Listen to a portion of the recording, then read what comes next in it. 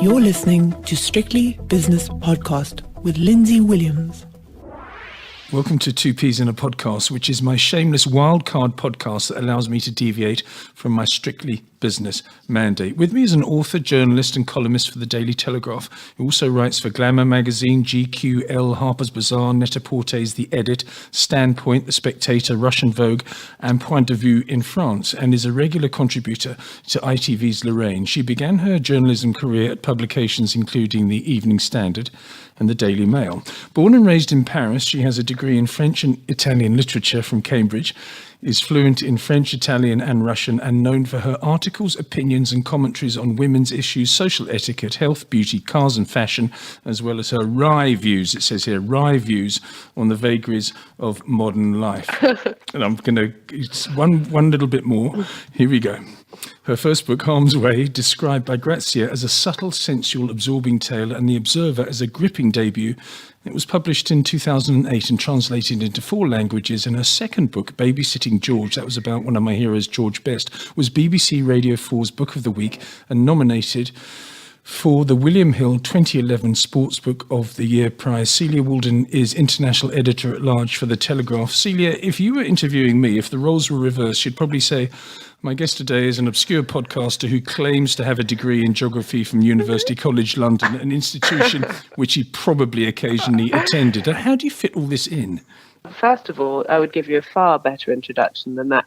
And second of all, you make me sound much more exciting than I am, but thank you for that. I particularly like being called Rye. Well, it was on your website, celiawalden.com, so either you didn't write it or somebody is trying to suck up to you did write it. Now, the last time we spoke was several years ago when we spoke about politics, and that leads into Brexit, but that's in a moment. We were talking about a chap called Nick Clegg, and Nick Clegg, who, if he was a fabric, he'd be seersucker or needle cord or something like that, but he was in the running to be the Prime Minister of the United Kingdom. Of course, sense prevailed in terms of the electorate anyway, and he didn't make it to that exalted position.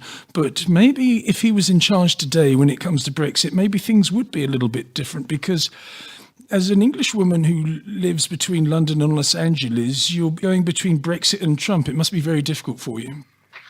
Well, you know, you're living in a mad world when the sane place is America and Trump, and Britain just seems like some sort of, well, as somebody pointed out the other day, it seems a bit like John Cleese in Clockwise. Do you remember that film? Yes, I do. And where things just go from bad to worse, and at various moments he ends up sort of naked in a ditch covered in cow dung, and the key line in it was that he says, I can manage the despair I can deal with, it's the hope I can't deal with.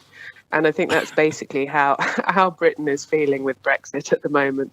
Yeah, well, if you had any hope, then if you'd been watching television in the last hour or so, and let me point out that we're pre-recording this interview in late afternoon, early evening on Wednesday, the 27th of March. And there's 8 things that Parliament, or as they call them these days, lawmakers are going to be voting on tonight.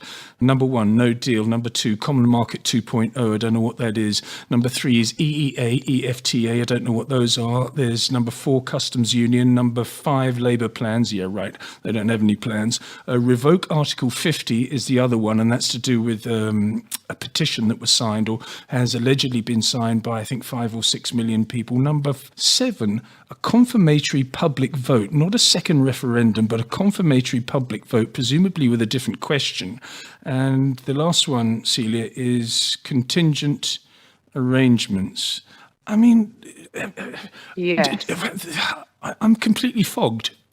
Yes. Well, I think, you know, we've now reached a situation where the people discussing it on TV don't know what is going on. And those flow charts that used to be in the papers every day, where you'd have a little arrow pointing down to another little box explaining what happens in this eventuality, it's all gone because anything goes. Yeah, it does. And anything goes when it comes to mischievous old fella in Europe, in Brussels, Mr. Tusk or Tusk. He has just said in the last half hour, he says, you can't betray the 6 million who signed the petition. Of course, you can betray them because the petition itself cannot be verified. But there is undoubtedly a whole new group of people that didn't vote in 2016, i.e. young people that are suddenly saying to themselves, well, we don't like this and we are the future. Is that a valid argument for a second referendum? I do think there's a very valid argument about the second referendum, and Tony Blair has actually been very good on this, although it's a bit rich coming from him, given he's part of the reason we're in this mess. Yes. But my theory was always, because, millennials didn't vote, which goes without saying. But if you explain to them that from as of a month's time or whenever it's actually going to happen now, the second they leave Britain to go on a day trip to Paris, they will all be rushing to vote and say, no, we don't want this. It would just swing the whole thing. But nobody told them. Well, it was a clumsily worded referendum. I've never voted for anything in my life because I don't believe in democracy, and I don't believe I have the knowledge to determine other people's future. But that's just my own ideology. But I would have said, shall we stay or should we leave? And on the other hand, if we do stay, then we should renegotiate the terms of us remaining. I think there should have been something a little bit more cerebral instead of just get out or not get out, because it was handled so badly. It was handled so badly, and also not just badly, but fraudulent in terms of voters being lied to. So various things like, immigration. There were statistics recently saying that there were less and less Europeans in Britain since the referendum, but more and more from Arab states who had come over. So everything that a lot of people will have voted for, it's gone completely the other way. Okay. Well, we're going to know in the next, probably actually by the time this podcast is uploaded, as they say, it's going to be out of date. But I don't want to ask you your political preferences or your leanings, but it's an intensely personal view and issue, and you can tell me to go and jump in the lake. But are you a Remainer or a Brexiteer, Celia? I am a Remainer, but I actually work for a Brexit paper. So I don't really get the chance to discuss my views in the paper I write for. But I did vote Remain, yes. Okay, well then we have something in common at least. You divide your time between London and Los Angeles, and we've spoken about the rock and the hard place issue of Brexit versus Trump. How do you reconcile yourself to the fact that you live in a country that is ruled, or at least a puppet ruler, Donald J. Trump? Well, Donald Trump has just been ruled a virtual saint, hasn't he? Apparently, from what he says anyway. He seems to be thrilled with the way the Mueller investigation went. And although he has a particular patient of facts, or doesn't he? And actually, when he lived the old days, I was sitting next to a businessman, I won't say who it was, the other night for dinner, who had worked for years with Trump. And he said that the most extraordinary thing about him, even in business, was that he just completely chose to disregard facts. He had no interest in them. And so you would try and tell him, well, on the other hand, this is what happened last year with such and such a company. And he just had this sort of arrogance when it came to facts, where he would just disregard all of them and not listen to any of the arguments, the factual or statistical arguments being given. Yeah, there was an interesting piece in one of your newspapers called The Independent, and it gave a sort of psychological analysis as to why his main voter base actually listens to him. And it's because he repeats and repeats the lies so often that it actually gets into your head and you start believing it yourself, which is a sort of simplistic argument. But I think he believes himself as well. I really think he believes himself. I think he goes to bed at night and says, yes, the Mueller report, which took 2 years to compile and is about 1,000 yards long if you stacked every piece of paper on top of each other.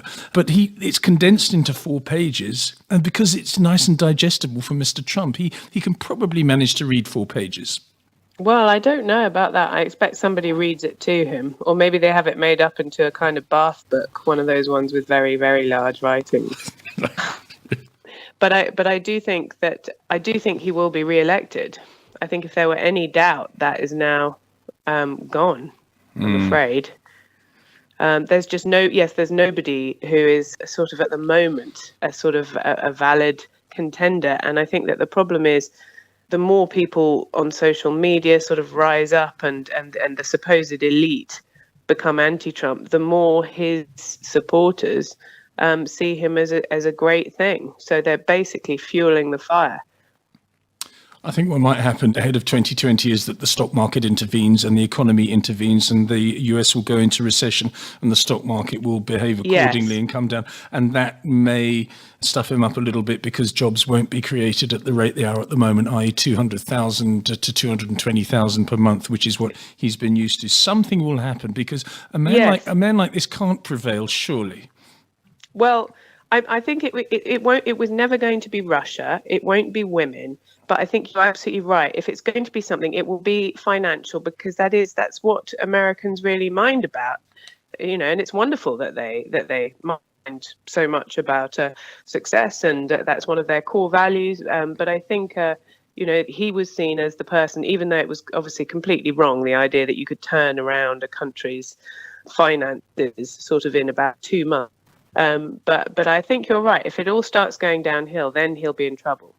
Yes, and it will start going downhill because he deserves it. Celia, if you had to live in one of the places that you currently divide your time between, would it be Los Angeles or London? Because I've always seen you, as I said in a message to you a couple of days ago, I've always seen you as more of a Kensington and Chelsea kind of woman rather than a Los Angeles type of woman. I'm leaning towards London.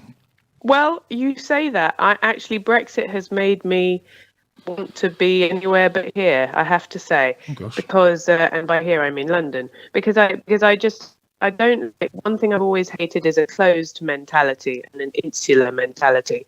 The thing about Americans that always hits me, particularly when I go back and forth in the way that I do, is the positivity and the total lack of cynicism, actually. Oh, yeah. And I find cynicism just a really corrosive and also boring, reaction to life. And it's just quite nice at the moment to get out of sort of cynical, insular Britain and be in America where there is always a sort of a feeling of looking to the future in a really positive way. Well, I suppose if you could combine the two and go back to good old London, where there are 500-year-old pubs and exactly steeped in history, and enjoy that a little bit. And as soon as somebody becomes cynical, you say, right, I'm off on the plane to get a bit of sunshine and optimism. That would be the ideal life. It would. You would need to have the British wit, and you would need to have exactly British pubs and fish and chips. Yes, and also British fashion. And I have to end this chat that we're having on something that is a very pressing matter indeed. When I was in my late teens and early 20s at university in London, I used to know a few things about fashion. Now, you're a fashion writer, so I have to take advantage of speaking to you. I only speak to you once every couple of years or something. Now, you're an expert in fashion. You're a fashion guru. You're a fashion writer. Now, I used to know where to go. I used to know where to go in the King's Road, in Bond Street, in South Molton Street, Covent Garden, even some of the markets in Camden. I used to know where to go. And more importantly, I used to know what to buy. Now, I am going to tell you now that Jeremy Clarkson, your husband, and myself are around about the same age. I'm taller than both of them, slimmer and better looking than both of them. But the point is, even with those advantages, I don't know what to do anymore. Can I wear jeans? Where do I buy clothes? It's all so confusing. And I think you've described shopping as a disease. I caught it years ago, but now the disease is becoming corrosive. In other words, you used earlier on. What do I do at my age in terms of fashion? Please tell me. Well, I think you need to be very careful with jeans at this point. My husband Piers, I only allow him to wear one particular brand, and not even brand but style of jeans, in a particular shade. Not the skinny ones, right? Good Lord, no! Please, no. But jeans have become a very, very dodgy area, I'm afraid, for a man of over 50. And so you need to go plain all the way, and definitely not go for any of the low slung or those terrible sort of jeggings that people seem to wear. And I think Liberties is the place for you, which sounds very old fashioned, but it's for male fashion, it's very, very high up there at the moment. Definitely not the King's Road, because you'll walk out of there with a pair of orange cords. And by the way, that look is over. Of course it is. Was it ever under? So I'll go up Regent Street next time I'm there. And the final question is to do with male cosmetics and male beauty products, because I have to say that I'm a sucker for an advertisement about eye cream or facelifting cream or something. And I currently bung this gloop on my eyes called, it's made by a French company which has a cult following called Filorga. Oh, very good, Filorga. Oh, Thank I'm you very very much. impressed, Lindsay. Thank Yes. you. Yes. Well, I do my best. But I mean, should men that are as vain as me and your husband and Jeremy Clarkson, should we be using these sort of things? Well, actually, men are lucky because they have much thicker skin, and so it doesn't age as obviously as female skin. But again, around your age, yes, you should be looking in a daily moisturizer with an SPF. Here we go. Which I hope.